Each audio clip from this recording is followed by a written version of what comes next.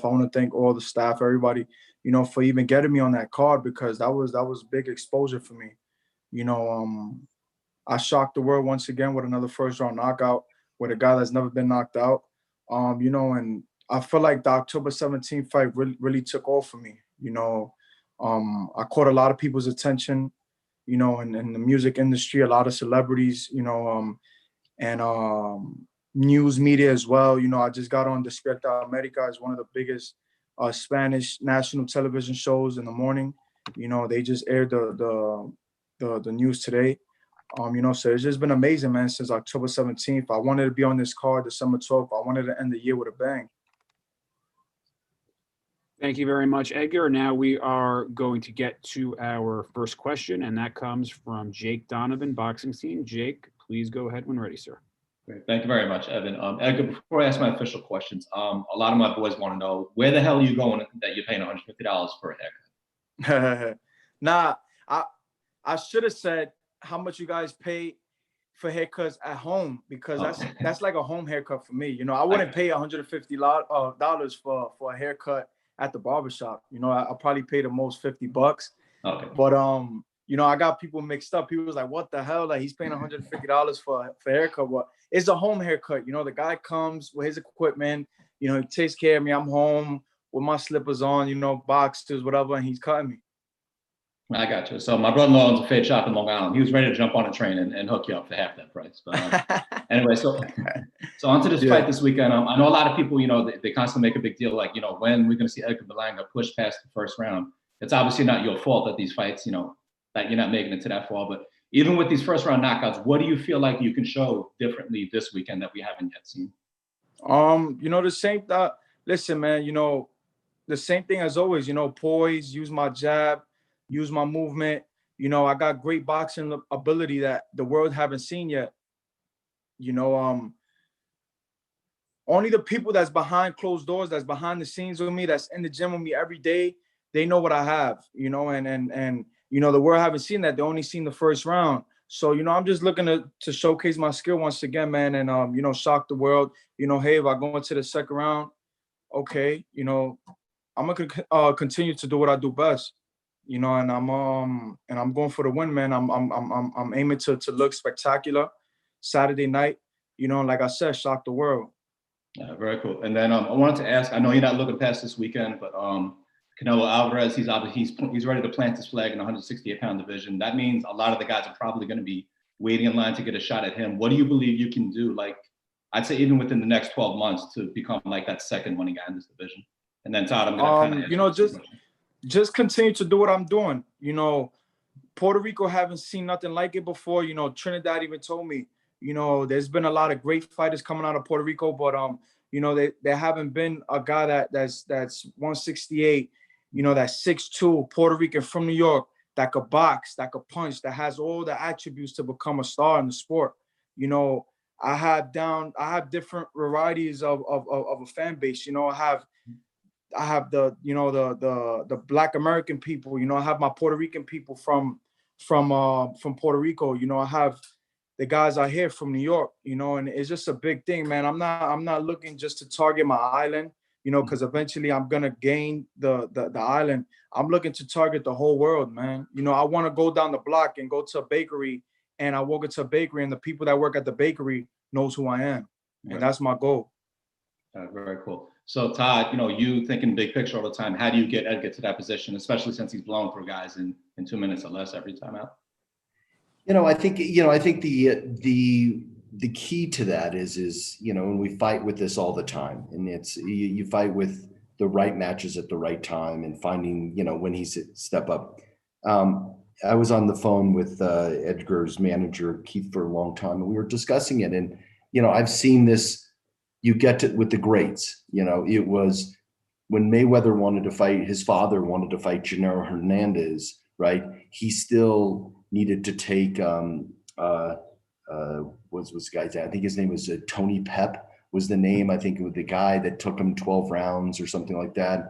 He was, and he needed to give him the distance fights. And when Cotto was coming up, it was like, I would say to Bruce, I said, hey, you know, could he fight Justin Juco? And he's like, yeah, he could fight him for 6 rounds. I've never seen him fight more than 6 rounds, right? So I think with Edgar, you know, he has to stick to what his fundamentals are, is just on his ability, do what's right for him, right? And figure out, you know, we'll try to get him the right matches at the right time and find the right balance there. You know, I don't think we don't want to hold him back, but yet on the other hand, he has to, you know, he needs to know what it's to get off the stool in the 4th and 5th round, right? And have the water bucket, the water there, and all those things. So those things I'm going to lead with our matchmakers and obviously working with Edgar and Keith and his team. From a marketability standpoint, you know, like I've always said to you, we're not big at chasing money. We're big at creating money. So I'm not going to chase money for him like any other guy that we think is going to be, you know, is going to be the future and an attraction in the sport. I'm going to just activate our team and activate the platforms that we're with and our partnership with ESPN and our staff to create money around him. That people want to see him, the whole island stops and boom, they see him, they stop for that. We've done it before. And Madison Square Garden just blows off the lid like Cotto and Zab Judah did, right? That's what we dream for. So I think we have to balance the two things. And I think, he's got a great start right now. And I think exciting stuff is ahead of us. Great. Thanks so much, Todd. Edgar, best of luck this weekend. Great to have you back. Thank you. Thank you. Thank you, Todd. And now next we go from ESPN.com, Reggie Woodson. Reggie, please unmute and ask your question when ready. Thanks, Wood from Bite Down Boxing. How you doing, Edgar? How you doing, man? I'm good. Look, you know, you don't have the worst group of friends in comparison to some fighters that we see out there. But, you know, with guys like Fat Joe, Tracy Morgan, do you find their encouragement of you towards boxing in your career, do you find it realistic according to boxing standards?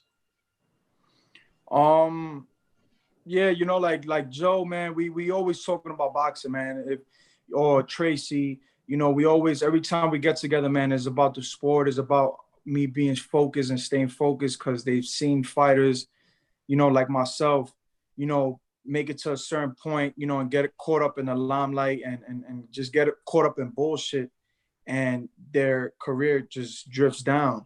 You know, it's a blessing, man, to have these type of people around me, and they not just around me, they're like really with me. You know, they call me from day-to-day basis to check up on me, check how I'm doing. You know, if training camp is going well, I'm training hard, how I'm physically, mentally, spiritually doing. You know, and it's an amazing feeling. And my apologies, Reggie. I got confused. Eric Woodyard covers some boxing for ESPN, so my apologies, Reggie. So yeah, apology for the confusion. We go to the next question. Jeremy Harridges. Jeremy, please unmute and ask your question when ready. Hi, Edgar. I saw a quote, I think it was with boxingscene.com, where you talked about having to pay extra to get Ulises to fight with you. Is that something that's occurred before, or is that something that you're starting to see now? And what does that tell you? Yeah, you know, fighters is gonna want to get paid more now. You know, they're not just gonna want to jump in the ring with me for chump change.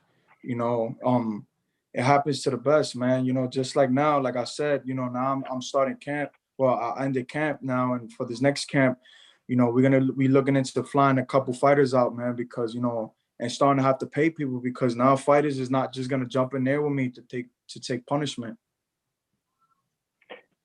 Looking at him on film and as far as what you see of Sierra on film, what are your impressions of him in the film that you've seen? You know, I've studied him. My team studied him. My dad studied him. You know, he's a perfect fighter for me. You know, he's mile high. I believe he's 6'1". You know, he stays right there. You know, he doesn't have quite a big, you know, good foot movement, man. But for me, he's a perfect opponent for the 12. Thank you very much, and best of luck. Thank you. Thank you very much, Jeremy. And next up, we go to J.R. Bell. J.R., before you go, just a reminder again, raise hand function or send me a direct message in the chat. J.R., please unmute and ask your question when ready, sir. All right, there. One question.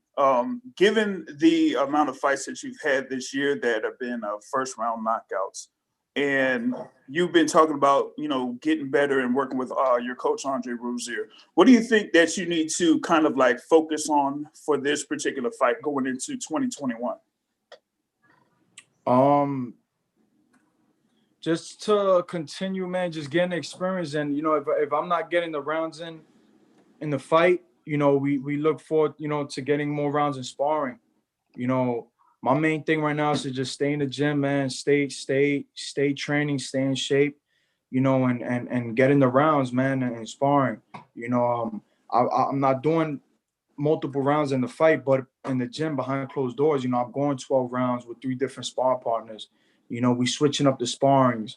I'm going in there with heavier guys, cruiserweights. Sometimes they're throwing a heavyweight or a light heavyweight. I'm sparring big guys, man. And, for next year, man, we just looking at that, and also to get bigger fights, what I'm saying, to see if anybody could take me out of the first round, which eventually will happen. And yeah, that's about it. Yeah, I know that you were talking a little bit about possibly fighting Steve Nelson in the future. So we'll see how that happens. And thanks very much for your time. All right. Thank you. Thank you, JR. And next, now we go to ESPN.com. Ben Baby. Ben, off from Bengals coverage for the day. Please, you're unmuted. Please go ahead when ready, sir. Yeah, hey, Edgar, just a real quick question. I know that you and Todd have kind of touched on this a little bit, and I know, sorry to keep kind of harping on this point, but at what point do you kind of say, okay, I'm ready to kind of maybe step up in opposition because I do need the rounds? And at what point do you kind of, is this a scenario where you ask Top Rank, hey, I'd like maybe some tougher opposition, or I'd like to be tested a little bit more? And when do you realistically think that's going to happen?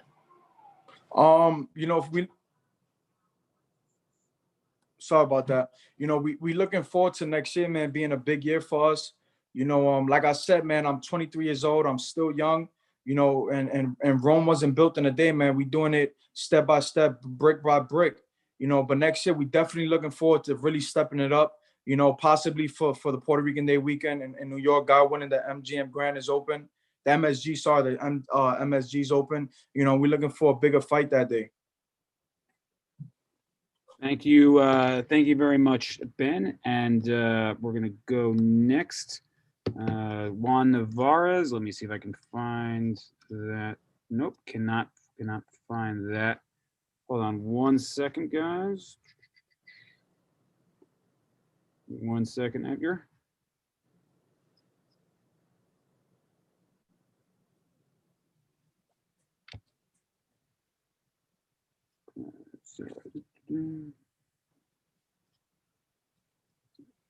Hey, I think while we wait for the next question, Edgar, what have you seen?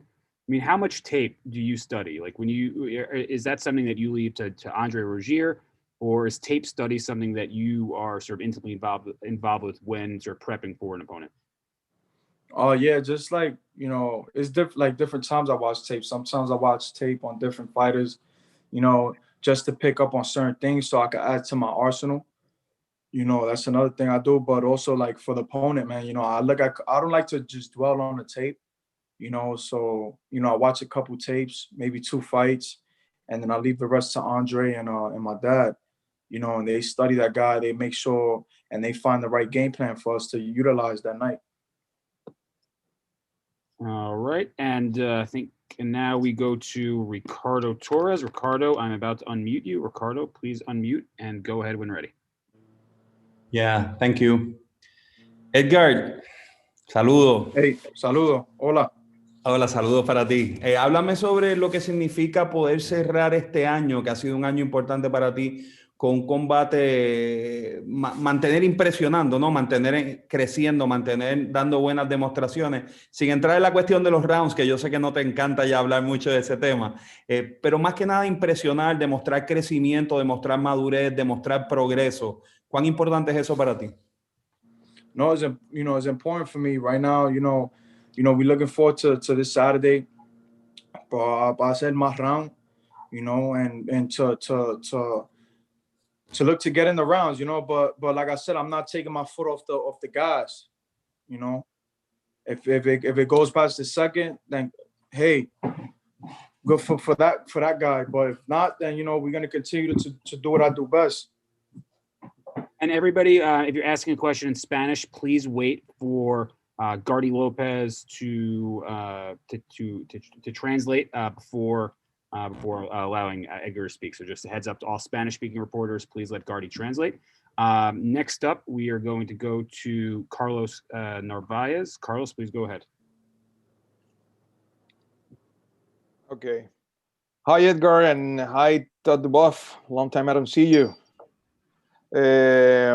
Edgar, my question is, tell us about how was your experience working here for first time, working in the island.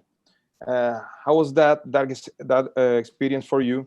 And also, talk a little bit about your encounter with Tito Trinidad. The experience on the island was amazing. I visited a lot of gyms in Puerto Rico, and I got to meet a lot of young fighters that's coming up. I've gotten the opportunity to speak to them, and just be a role model for them and be in their ear, and tell them to stay out the streets, and to just stay focused. Just being in the island, man, I was with my father, I was with my coach, I was with my team, my girl, and I had an amazing time. The people treated me very well. I went to Gimnasio de, Ivan Calderon, and then towards the end we met up with Tito Trinidad and his town, and Coupe Alto, and it was amazing, man. I got very emotional because this is the man that I idolized since I was a kid. He's one of the reasons why I started boxing, and having to meet him, it was very emotional for me. It was amazing. I've seen the kid. I mean, I've seen him, fighting at the age of 2 years old, and finally to get to meet that man, it was just amazing. I've been with a lot of celebrities, with a lot of big people in industries out there, but it was nothing like being with him. Any important message that he give you? Yeah, to stay focused, keep training hard, and to listen to my dad, listen to my team, and sky's the limit. He told me that him seeing me for the first time face to face, he already knew I was a humble kid, and he sees that my dad is in my corner, so he knows that I have a good head on my shoulders, and he told me that I'm gonna go far in the sport, that just to keep remaining focused. Mm-hmm. Todd, when you saw Edgar Berlanga, what do you think about him? About like a prospect? You work with a lot of great fighters, like you said, like Miguel Cotto and other ones. So, do you feel that this guy will be the next star in this business? Well, I mean, people. I appreciate the question, but people throw the word around star so easily, and one of the things we look at is you look at what are the skills or the assets that the athlete has, and do they have marketability? And obviously he has marketability, and then ability. On the ability side of it, he can flat out punch because everybody's just can't go 3 rounds. So we've seen that. But we also, we have to balance that, seeing the other skill sets he's going to have to show us, all of us in the ring, that, when he starts having those, longer fights, we're going to be able to see and a lot more of the arsenal that he has. And Edgar will tell you, we haven't seen everything that he can do because he's only been able to perform for under 3 minutes. So he probably has a lot of tricks in his bag, and I think he has all the attributes to do it. And it's exciting to be a part of that project. And when he was telling me he saw Tito Trinidad, I remember it was almost 21 years ago, this January, I went down and signed the entire 2000 Puerto Rican class with Cotto and Calderon and Fuchu and all of those guys. It seems like it was yesterday. And people, at that point, Puerto Rico and boxing it was, people were like, yeah, it's big, but it's just Tito, it's this. And we believed in it because we had just done Tito and Oscar earlier in September. So I think, he would be a great representative for the island, a great representative for Latin America. And Edgar has all the skill sets to do it. It's going to be up to him and at the end timing. Thank you very much, Todd. And we're running low on time. So Edgar, we're gonna let Edgar go. But Edgar, any last comments before you go? I know you're leaving for Las Vegas very shortly. No, just everybody that's out there, man, just tune in this Saturday, on ESPN. It's gonna be an amazing night once again. Obviously, like I always do, man, I'm dedicating this fight to the whole Puerto Rico. To everyone that's out there that supports me, continue to fight. Continue to support me, and I'm gonna continue to fight for you guys. And it's gonna be fireworks Saturday night. Thank you very much, Edgar. We will let him go. He's got to pack and get ready to come to Vegas. So thank you so much for joining us today, Edgar. And it's only fitting that we transition from the next Puerto Rican superstar to perhaps the